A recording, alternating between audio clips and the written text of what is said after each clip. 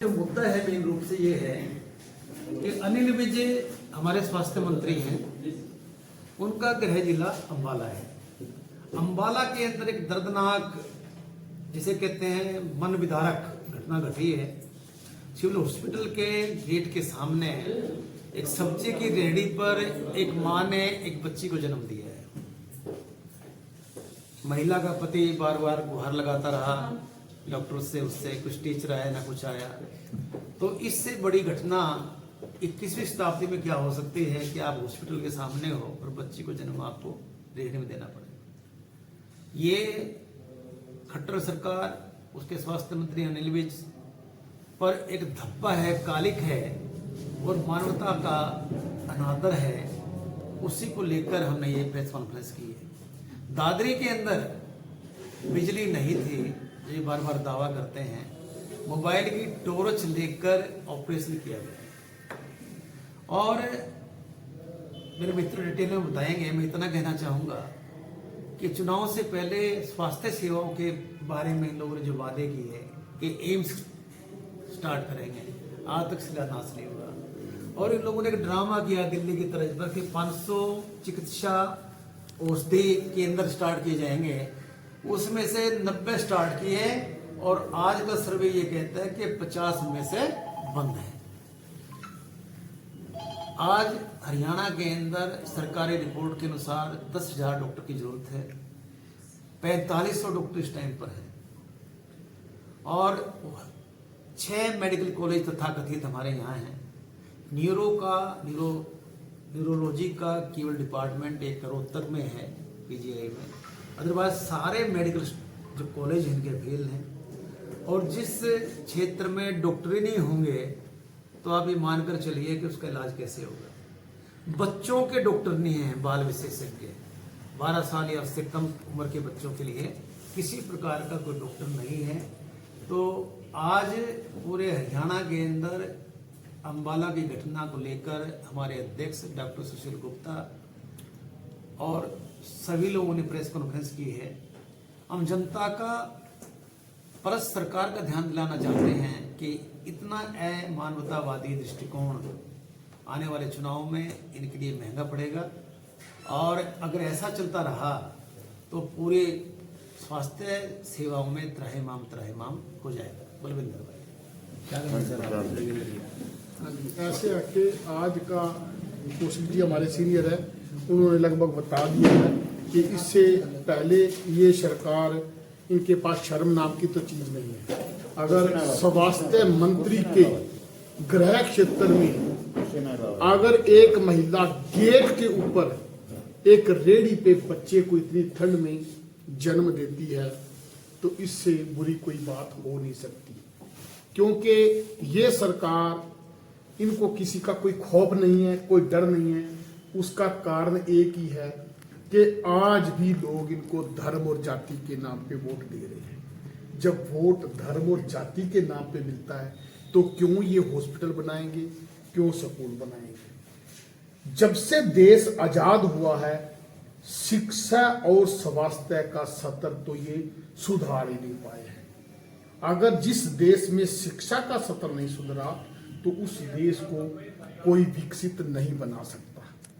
और स्वास्थ्य सुविधाएं जहां जिस देश में लचर हैं, अगर वो कहते हैं कि हम विकसित हो जाएंगे तो ये बेमानी होगा। दूसरी बात यह है कि आप देख सकते हैं कि ये 1100 करोड़ रुपए से कह रहे हैं जी हम यहाँ पे मेडिकल कॉलेज बनाएंगे।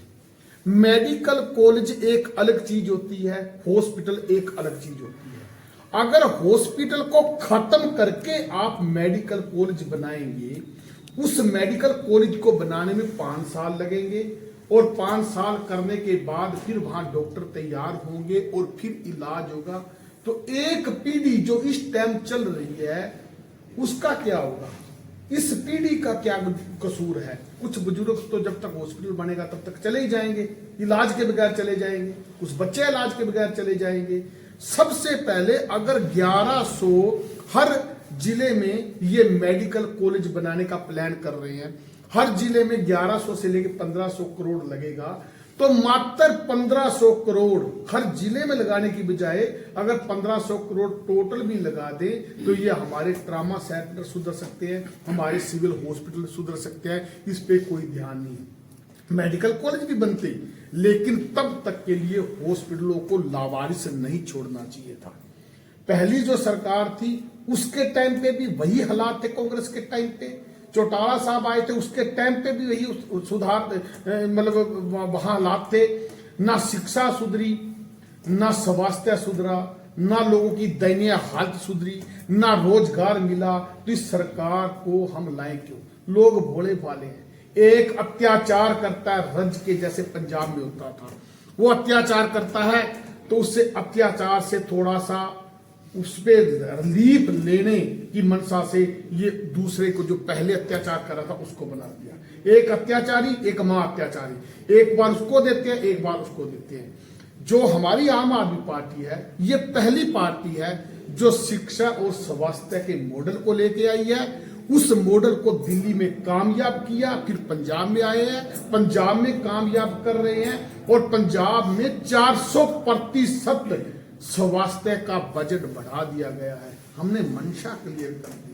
हमारी सरकार बेहतर स्वास्थ्य सुविधाएं दे रही है। 600 तो बन के बिल्कुल तैयार हो गए हैं। अब नई अनाउंसमेंट जो होगी कुछ बन गए हैं तो 1000 के आसपास मोहल्ला क्लिनिक तैयार हो गए हैं। 40 तरह के टेस्ट तो मोहल्ला क्लिनिक में ही हो जाते हैं। सर, केजरीवाल जी को समन पर समन आ रहे हैं, ईडी को कैसे देखते हैं? ऐसे जी ईडी को हम क्या देखते हैं? देश का बच्चा बच्चा ईडी को देख रहा है। ईडी तो जो है बीजेपी की एक टीम है।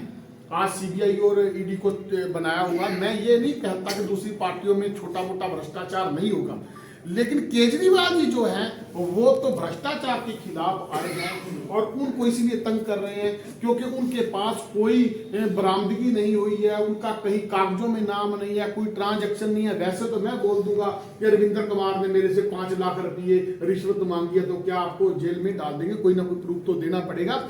99.9 विपक्ष के नेताओं पे कार्रवाई हो रही है और जो बीजेपी में शामिल हो जाता है वो दूध से उसको नहला के वॉशिंग मशीन में डाल के फिर उसको पवित्र किया जाता है। सर, कांग्रेस बोलती है कि हमें गठबंधन की जरूरत नहीं है, हरियाणा में हम सक्षम हैं।